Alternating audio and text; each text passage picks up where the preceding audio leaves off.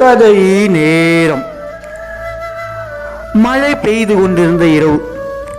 அங்காளம்மன் கோவில் முன் ஒரு இளைஞன் நின்று கொண்டிருந்தான். அவன் பெயர் வேலு.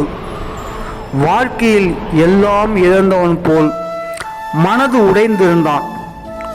வேலை இல்லைங்க, நண்பர்கள் எல்லாம் விட்டுட்டு போயிட்டாங்க. வீட்டில் அவனை யாருமே நம்ப மாட்டுறாங்க. என்னால் எதுவுமே முடியாது என்று அழுதபடியே கோவிலின் படியில் அமர்ந்திருந்தான். அந்த நேரத்தில் திடீரென்று கோவிலுக்குள் இருந்த தீபம் பலமாக எரிய ஆரம்பித்தது. காற்றே இல்லாமல் மணி தானாக ஒலித்தது.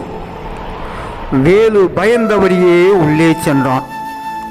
அங்கே வயதான பூசாரி ஒருவர் அமைதியாக சொன்னார், அம்மன் ஒருத்தரை சோதிப்பது அவனை உயர்த்துவதற்காகத்தான், அவனை தண்டிப்பதற்காக அல்ல.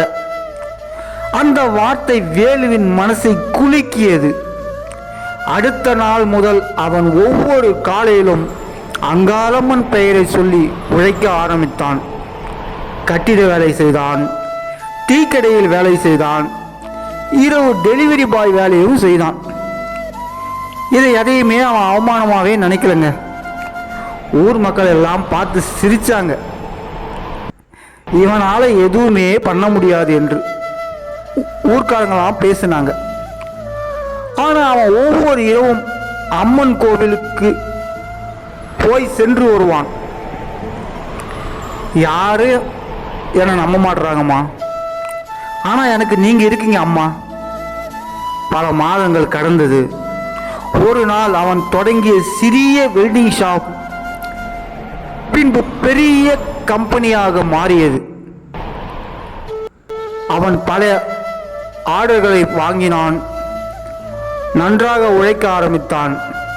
அவன் வாழ்க்கையே முழுக்க மாறிவிட்டது. அதே ஊர் மக்கள் இப்போ அவனை பார்த்து சொல்றாங்க, ரொம்ப பெரிய ஆள் ஆயிட்டான்பா.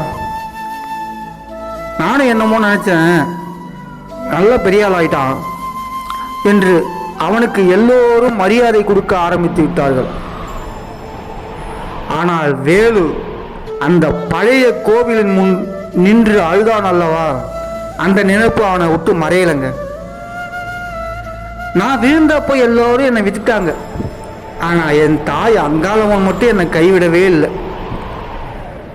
அந்த நேரத்தில் கோவில் மணி மீண்டும் ஒலித்தது. அம்மன் சிலையின் கண்களில் தீபம் ஒளி பிரகாசமாக தெரிந்தது. அவன் புரிந்து கொண்டான்,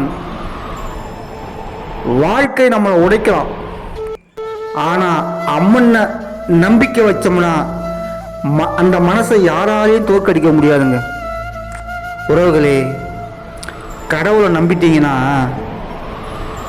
பல சோதனை வந்தாலும் கடைசியில் உங்களுக்கு வெற்றி தான்.